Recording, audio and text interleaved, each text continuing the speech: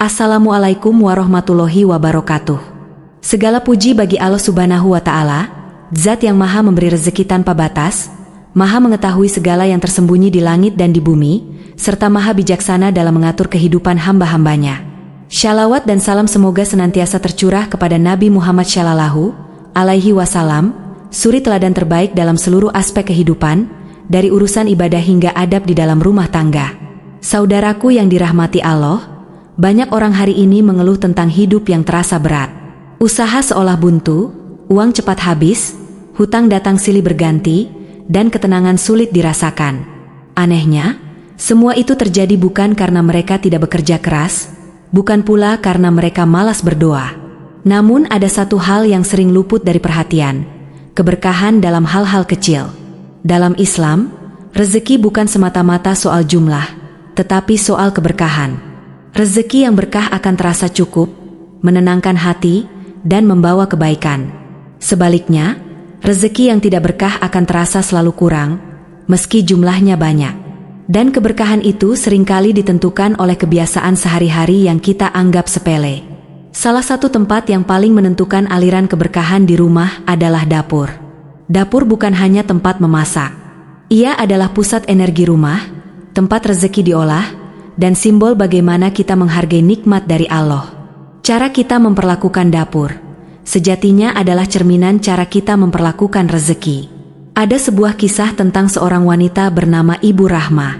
Ia adalah ibu rumah tangga sederhana, tinggal di pinggiran kota bersama suami dan 2 anaknya. Suaminya bekerja sebagai karyawan harian dengan penghasilan pas-pasan. Setiap bulan, uang selalu habis sebelum waktunya. Bahkan seringkali mereka harus berhutang untuk sekadar memenuhi kebutuhan dapur. Suatu malam, Ibu Rahma duduk termenung di dapur. Di hadapannya, piring kotor menumpuk, sisa nasi mengeras di penanak nasi, dan lantai dapur terasa lengket. Ia lelah. Ia berkata dalam hati, "Besok saja aku bersihkan, aku sudah terlalu capek." Tanpa ia sadari, kebiasaan inilah yang menjadi kebiasaan pertama pembawa kesialan, membiarkan dapur kotor hingga larut malam. Dalam ajaran Islam, malam adalah waktu diturunkannya rahmat. Rumah yang bersih, rapi, dan terjaga adabnya akan didatangi malaikat. Sebaliknya, rumah yang kotor, bau, dan diabaikan kebersihannya akan dijauhi. Dapur yang kotor bukan hanya mengundang serangga dan bau, tetapi juga mencerminkan sikap lalai terhadap nikmat Allah. Sisa makanan yang dibiarkan mengering adalah simbol rezeki yang tidak dijaga. Dari sinilah keberkahan perlahan dicabut, sedikit demi sedikit, tanpa kita sadari. Beberapa hari kemudian, Ibu Rahma bertemu seorang ustadzah dalam pengajian kecil di kampungnya. Sang ustadzah berkata, "Jika ingin rezeki lapang, lihatlah bagaimana dapurmu. Karena di sanalah nikmat Allah paling sering diuji, dijaga atau diabaikan." Kata-kata itu menancap kuat di hati Ibu Rahma. Kebiasaan kedua yang sering menyertai dapur yang bermasalah adalah menyimpan peralatan dapur dalam keadaan basah dan berantakan. Piring hanya dibilas, gelas ditumpuk, sendok dibiarkan berair. Air yang menggenang di peralatan dapur diakini sebagai simbol rezeki yang mandek, tidak mengalir, dan mudah rusak. Dalam pandangan batin, dapur yang lembab menciptakan suasana berat. Penghuninya mudah emosi, pikiran sumpek, dan suasana rumah tidak nyaman. Tanpa disadari, kondisi ini mempengaruhi hubungan keluarga dan semangat mencari rezeki. Ibu Rahma mulai mencoba berubah. Meski lelah, ia memaksakan diri membersihkan dapur sebelum tidur. Ia mengeringkan piring, merapikan rak, dan menyapu lantai. Ia niatkan semua itu sebagai ibadah. Ia berkata pelan, "Ya Allah, aku jaga nikmat MU semampuku." Perubahan itu tidak langsung membuatnya kaya. Namun ia merasakan sesuatu yang berbeda. Tidurnya lebih nyenyak. Rumah terasa lebih ringan. Dan dari sinilah, perlahan, pintu keberkahan mulai terbuka. Hari-hari mulai berlalu setelah Ibu Rahma berusaha memperbaiki kebiasaan di dapurnya. Ia belum melihat perubahan besar dalam penghasilan suaminya, namun ia merasakan sesuatu yang berbeda dalam hatinya. Ada ketenangan kecil yang dulu jarang ia rasakan. Setiap selesai membersihkan dapur di malam hari, ia duduk sejenak, memandang dapur yang rapi, lalu beristighfar pelan. Namun ujian belum selesai. Suatu siang, seperti biasa, Ibu Rahma memasak nasi dan lauk sederhana. Anak-anaknya makan dengan tergesa-gesa, lalu meninggalkan piring dengan sisa nasi yang cukup banyak. Tanpa berpikir panjang, Ibu Rahma hampir saja membuang sisa makanan itu ke tempat sampah. Saat itulah ia teringat satu kebiasaan lama yang selama ini dianggap wajar, padahal sangat berbahaya bagi keberkahan hidup. Kebiasaan ketiga adalah membuang-buang makanan. Banyak orang tidak sadar bahwa setiap butir nasi adalah rezeki yang sangat mahal di sisi Allah.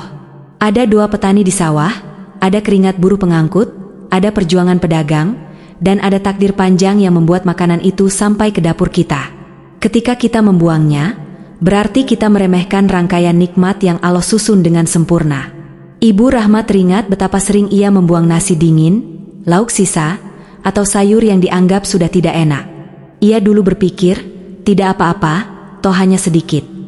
Padahal, sedikit yang terus dibuang akan menjadi kebiasaan kufur nikmat. Dalam Islam, menyia-nyiakan makanan bukan sekadar soal etika, tetapi soal adab terhadap rezeki. Rezeki yang tidak dihargai akan pergi tanpa pamit. Ia tidak hilang sekaligus, tapi dicabut perlahan. Uang terasa cepat habis, kebutuhan selalu kurang, dan hati tidak pernah merasa cukup. Ibu Rahma pun menangis siang itu. Ia memunguti kembali sisa nasi di piring anaknya, menghabiskannya, dan berdoa dalam hati, "Ya Allah, ampuni aku yang sering meremehkan nikmat MU." Sejak hari itu, ia bertekad mengubah kebiasaan. Ia memasak secukupnya. Jika ada sisa, ia simpan dengan baik. Jika berlebih, ia bagikan kepada tetangga. Ajaibnya, meski masakan lebih sedikit, keluarganya justru merasa lebih cukup. Kebiasaan keempat yang tak kalah berbahaya adalah dapur yang gelap, pengap, dan jarang terkena cahaya. Banyak orang tidak peduli dengan pencahayaan dapur. Lampu jarang dinyalakan, jendela tertutup, udara tidak berganti. Dapur menjadi tempat yang suram dan membuat malas. Secara simbolik, gelap adalah lambang kesempitan. Rumah yang gelap cenderung menyimpan beban batin. Penghuninya mudah lelah, mudah emosi, dan sulit berpikir jernih. Tidak heran jika rezeki terasa buntu, karena hati pun ikut tertutup. Suatu sore, Ibu Rahma membuka jendela dapurnya. Cahaya matahari masuk perlahan. Angin sepau-sepau membawa udara segar. Ia merasa dadanya lebih lapang. Dapur yang sama, namun terasa berbeda. Ia mulai menyalakan lampu dapur meski siang hari jika cuaca mendung. Ia membersihkan kaca jendela. Ia menyadari, menjaga terang di dapur bukan hanya soal cahaya fisik, tapi juga soal membuka ruang bagi keberkahan. Tak lama kemudian, perubahan kecil mulai terasa nyata. Suaminya pulang dengan wajah lebih cerah. Ada tambahan kerja lembur. Memang belum besar, tapi cukup membuat mereka bisa bernafas sedikit lebih lega. Ibu Rahma akhirnya mengerti, rezeki seringkali datang setelah adab diperbaiki. Dan dapur, tempat yang dulu ia abaikan, ternyata menjadi pintu pertama perubahan hidupnya. Perubahan kecil yang dilakukan Ibu Rahma perlahan mulai mempengaruhi suasana rumah. Dapur yang dulu terasa pengap dan berat kini tampak lebih rapi dan terang. Namun, ujian kehidupan tidak berhenti begitu saja. Allah sering menguji hambanya bukan untuk menjatuhkan, melainkan untuk menguatkan. Suatu pagi, Ibu Rahma membuka lemari dapurnya. Di dalamnya tersimpan panci tua yang penyok, wajan berkarat, gelas retak, dan berbagai peralatan yang sudah lama tidak layak digunakan. Semua itu ia simpan dengan alasan sayang untuk dibuang. Padahal, tanpa disadari, inilah kebiasaan kelima yang sering menjadi penghambat rezeki. Kebiasaan kelima adalah menyimpan barang rusak dan tidak terpakai di dapur. Barang rusak bukan hanya benda mati. Ia membawa simbol energi lama yang stagnan. Menyimpan terlalu banyak barang tak berguna sama dengan menahan hal-hal usang dalam hidup. Dalam ajaran Islam, kita diajarkan hidup bersih, sederhana, dan tidak berlebihan. Rumah yang dipenuhi barang rusak akan terasa sesak, begitu pula rezeki yang mencoba masuk. Ibu Rahma teringat nasihat seorang ustadzah, jika ingin hal baru datang, keluarkan yang lama. Dengan berat hati, ia mulai memilah peralatan dapurnya. Ada rasa sayang saat membuang panci tua itu, namun juga ada rasa lega yang sulit dijelaskan. Setelah lemari dapur dirapikan, ia merasakan ruang yang lebih lapang. Seolah ada beban yang terangkat dari dadanya. Dapur terasa lebih luas, lebih ringan, dan lebih nyaman. Namun kebiasaan buruk belum sepenuhnya pergi. Kebiasaan keenam yang sering luput disadari adalah mengeluh saat memasak. Pagi itu, Ibu Rahma memasak sambil mengeluh dalam hati. Harga bahan pokok naik, uang belanja pas-pasan, anak-anak sulit diatur, dan suami jarang di rumah karena kerja lembur. Keluhan-keluhan kecil itu keluar tanpa ia sadari. Dalam Islam, lisan adalah doa. Apa yang sering diucapkan akan mempengaruhi kehidupan. Mengeluh terus-menerus sama dengan menanam benih kesempitan. Dapur yang dipenuhi keluhan akan kehilangan keberkahan. Hari itu, tanpa sebab jelas, suasana rumah menjadi tegang. Anak-anak rewel, masakan terasa hambar, dan suami pulang dengan wajah lelah. Pertengkaran kecil pun tak terhindarkan. Ibu Rahma menangis malam itu, merasa lelah lahir dan batin. Ia lalu teringat pesan yang pernah ia dengar, bahwa memasak adalah ibadah jika diniatkan untuk keluarga. Sejak saat itu, ia berusaha mengubah keluhan menjadi doa. Setiap mengaduk masakan, ia membaca shalawat. Setiap menyiapkan makanan, ia niatkan sebagai bentuk cinta dan ibadah kepada Allah. Perlahan, suasana berubah. Masakan sederhana terasa lebih nikmat. Anak-anak lebih tenang. Suami pun lebih betah di rumah. Namun ada satu kebiasaan lagi yang selama ini sering ia abaikan. Kebiasaan ketujuh adalah membiarkan sampah dapur menumpuk terlalu lama. Sampah dapur bukan hanya kotoran fisik. Ia adalah simbol hal-hal negatif yang seharusnya segera dibuang. Ketika sampah dibiarkan, bau tak sedap menyebar, lalat berdatangan, dan suasana rumah menjadi tidak nyaman. Secara batin, sampah yang menumpuk melambangkan masalah yang dibiarkan berlarut-larut. Ibu Rahma menyadari, setiap kali sampah dapur dibiarkan semalaman, esok harinya suasana rumah selalu terasa berat. Entah mudah marah, mudah capek, atau muncul masalah kecil yang memicu konflik. Sejak itu, ia bertekad tidak membiarkan sampah menginap di dapur. Meski hujan, meski malam, ia tetap membuangnya. Ia percaya, membuang sampah berarti membuang energi negatif dan membuka ruang bagi kebaikan. Hari demi hari berlalu. Perubahan kecil terus ia lakukan. Ia belum kaya. Ia belum berlimpah. Namun satu hal pasti, hidupnya terasa lebih teratur, hatinya lebih tenang, dan harapan mulai tumbuh kembali. Dan tanpa ia sadari, titik balik rezeki sedang disiapkan oleh Allah dengan cara yang tidak ia duga. Waktu terus berjalan, dan perubahan kecil di dapur Ibu Rahma perlahan membentuk perubahan besar dalam hatinya. Namun, sebagaimana kehidupan pada umumnya, ketenangan tidak selalu datang tanpa ujian. Justru ketika seseorang mulai memperbaiki diri, ujian seringkali datang untuk menguji keistiqomahan. Suatu malam, setelah seharian beraktivitas, Ibu Rahma dan suaminya terlibat percakapan yang berubah menjadi pertengkaran kecil. Awalnya hanya soal lauk yang dianggap kurang enak, lalu merembet ke masalah uang, kebutuhan sekolah anak, hingga rasa lelah yang dipendam terlalu lama. Tanpa disadari, pertengkaran itu terjadi di dapur. Inilah kebiasaan ke-8 yang sangat berbahaya bagi keberkahan rumah tangga, sering bertengkar di dapur. Dapur adalah tempat rezeki diolah. Ketika dapur dipenuhi amarah, bentakan, dan air mata, maka energi negatif akan tertinggal di sana. Kata-kata kasar yang terucap bukan hanya melukai hati, tetapi juga mengotori suasana rumah. Dalam Islam, menjaga lisan adalah kunci keselamatan. Rumah yang sering dipenuhi pertengkaran akan kehilangan ketenangan, dan tanpa ketenangan, rezeki akan terasa sempit. Malam itu, setelah pertengkaran mereda, Ibu Rahma duduk sendiri di dapur. Lampu redup, sisa air mata masih terasa hangat di pipinya. Ia merasa lelah, kecewa, dan hampir putus asa. Ia bertanya dalam hati, "Ya Allah, aku sudah berusaha berubah, mengapa hidup masih terasa berat?" Dalam keheningan itu, ia teringat satu kebiasaan lain yang selama ini sering ia lakukan, namun jarang ia sadari dampaknya. Kebiasaan ke-9 adalah tidak melibatkan Allah dalam aktivitas memasak. Selama ini, Ibu Rahma memasak seperti mesin. Tanpa basmalah, tanpa doa, tanpa niat ibadah. Memasak hanya dianggap rutinitas yang melelahkan.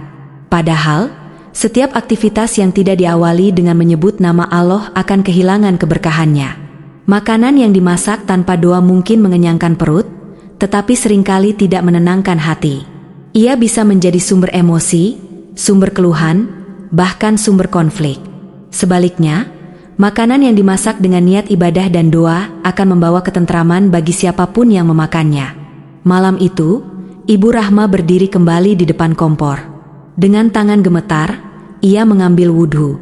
Ia menyalakan kompor sambil mengucap basmalah. Air matanya jatuh saat ia berdoa pelan. Ya Allah, jadikanlah masakan ini berkah. Jadikanlah rumah ini tenang. Lapangkanlah rezeki kami. Sejak malam itu, Ibu Rahma tidak pernah lagi memasak tanpa menyebut nama Allah. Setiap mengiris bawang, ia beristighfar. Setiap mengaduk sayur, ia bersyalawat. Setiap menyajikan makanan, ia niatkan sebagai ibadah untuk keluarganya. Perubahan itu terasa perlahan namun nyata. Pertengkaran mulai jarang terjadi. Suami lebih lembut berbicara. Anak-anak lebih patuh dan tenang. Rumah yang dulu sering dipenuhi keluhan, kini mulai dipenuhi doa. Namun ujian terakhir belum datang. Masih ada satu kebiasaan sepele yang tersembunyi, yang selama ini luput dari perhatian, namun justru menjadi pengunci terakhir terbukanya pintu rezeki. Dan kebiasaan itulah yang akan menentukan, apakah keberkahan benar-benar menetap, atau hanya singgah sesaat. Hari-hari setelah itu terasa berbeda bagi Ibu Rahma. Rumahnya tidak berubah menjadi besar. Hartanya tidak tiba-tiba melimpah, namun ada ketenangan yang dulu tak pernah ia miliki. Ia mulai menyadari satu hal penting. Keberkahan sering datang lebih dulu sebelum ke lapangan. Suatu pagi, saat membersihkan dapur lebih teliti dari biasanya, Ibu Rahma menemukan banyak kotoran di sudut-sudut yang jarang tersentuh. Di belakang kompor, di kolong lemari, di rak paling atas yang selama ini luput dari pandangan. Minyak menghitam, debu menempel, dan sisa-sisa kotoran yang menumpuk bertahun-tahun. Saat itulah ia tersadar akan kebiasaan terakhir yang selama ini tidak ia anggap penting. Kebiasaan ke-10 adalah membiarkan sudut-sudut tersembunyi dapur tetap kotor. Kotoran yang tersembunyi seringkali menjadi simbol masalah yang kita abaikan. Ia tidak terlihat, tetapi dampaknya terasa. Dalam kehidupan, masalah yang tidak dibereskan akan terus menghambat aliran kebaikan. Begitu pula dalam dapur, sudut yang kotor diakini menjadi penghalang rezeki yang tidak kasat mata. Ibu Rahma membersihkan setiap sudut dapurnya hari itu. Ia menggosok lantai hingga bersih, mengelap rak dengan sabar, dan membersihkan belakang kompor yang penuh noda. Keringat bercucuran, tangannya pegal, namun hatinya terasa ringan. Sambil membersihkan, ia berdoa, "Ya Allah, jika selama ini aku lalai menjaga nikmat MU, ampuni aku. Aku ingin menjaga rezeki MU dengan sebaik-baiknya." Beberapa hari setelah itu, sesuatu yang tak terduga terjadi. Suami Ibu Rahma pulang dengan wajah berseri. Ia mendapat tawaran pekerjaan tambahan dari seseorang yang dulu pernah ia bantu tanpa pamrih. Penghasilannya memang belum besar, namun cukup untuk melunasi satu demi satu hutang kecil yang selama ini membebani pikiran mereka. Lebih dari itu, rumah mereka kini dipenuhi suasana hangat. Anak-anak lebih ceria. Suami lebih betah di rumah. Ibu Rahma merasa hidupnya lebih teratur dan bermakna. Ia akhirnya mengerti bahwa rezeki bukan hanya tentang uang, tetapi tentang ketenangan, kecukupan, dan rasa syukur. Saudaraku yang dirahmati Allah, dari kisah ini kita belajar bahwa kesialan dan rezeki seringkali bukan datang dari luar, melainkan dari kebiasaan kecil yang kita pelihara sendiri. Dapur yang kita anggap sepele ternyata menyimpan rahasia besar tentang keberkahan hidup. 10 kebiasaan sepele di dapur yang membawa kesialan dan membuat rezeki seret bukanlah mitos tanpa makna. Ia adalah pengingat agar kita lebih menjaga adab, kebersihan, dan niat dalam setiap aktivitas. Karena disitulah Allah menilai kesungguhan kita dalam menjaga nikmat-Nya. Mulailah dari hal kecil. Bersihkan dapur sebelum tidur. Hargai makanan. Rapikan peralatan. Buang sampah tepat waktu. Jaga lisan dan emosi. Sertakan doa dalam setiap masakan. Bersihkan sudut-sudut tersembunyi. Niatkan semua sebagai ibadah. Karena ketika kita menjaga nikmat kecil dengan sungguh-sungguh, Allah akan mempercayakan nikmat yang lebih besar. Semoga Allah melapangkan rezeki kita, memberkahi setiap usaha kita, menenangkan rumah tangga kita, dan menjadikan dapur kita sebagai sumber kebaikan dan keberkahan. Terima kasih telah menyimak video ini hingga akhir. Wassalamualaikum warahmatullahi wabarakatuh.